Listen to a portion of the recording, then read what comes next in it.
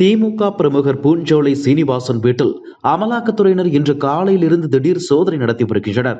இது வேலூர் மாவட்டத்தில் மட்டுமல்லாமல் ஒட்டுமொத்த தமிழக அரசியலிலும் மிகப்பெரிய அதிர்வலையை ஏற்படுத்தியுள்ளது. மாவட்ட விளையாட்டு மேம்பாட்டு பிரிவு அமைப்பாளராக உள்ளவர் பூஞ்சோலை சீனிவாசன். திமுகவில் மாவட்ட பொறுப்பில் பதவி வகித்து வருகிறார். இவர் மூத்த அமைச்சர் துரைமுருகனுக்கு நெருக்கமானவர் என கூறப்படுகிறது. கடந்த ஆண்டு நடைபெற்ற நாடாளுமன்ற தேர்தலின் போது வேலூர் தொகுதியில் திமுக பொதுச் செயலாளர் துரைமுருகனின் மகன் கதிர் ஆனந்த் போட்டியிட்டார். அப்போது தேர்தலில் வாக்காளர்களுக்கு பணம் கொடுக்க முயன்ற புகாரின் பேரில் துரைமுருகனின் வீடு மற்றும் கதிர் ஆனந்திற்கு சொந்தமான கல்லூரியில் வருமான வரித்துறை அதிகாரிகள் திடீர் சோதனையில் ஈடுபட்டனர். இதில் துரைமுருகன் வீட்டில் இருந்து 10,57,010 ரூபாய் பறிமுதல் செய்யப்பட்டது. அதே போல துரைமுருகனின் நெருங்கிய கட்சி பிரமுகர் பூஞ்சோலை சீனிவாசனின் வீடு மற்றும் அவரது உறவினருக்கு சொந்தமான சிமெண்ட் குடோன் உள்ளிட்ட 6 இடங்களிலும் சோதனை நடத்தப்பட்டது. அப்போது மூட்டை மூட்டையாகவும் பெட்டி பெட்டியாகவும் 11,51,800,000 ரூபாய் பணம் பறிமுதல் செய்தனர்.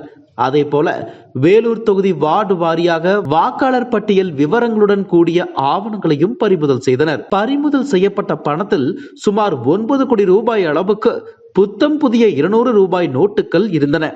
அது மட்டுமல்ல, தேர்தல் நேரத்தில் புத்தம் புதிய ரூபாய் நோட்டுகள் காட்பாடி காந்தி நகரில் உள்ள தேசியமயமாக்கப்பட்ட வங்கி கிளையில் இருந்து பணம் பரிமாற்றம் செய்யப்பட்டதும் தெரிய வந்தது.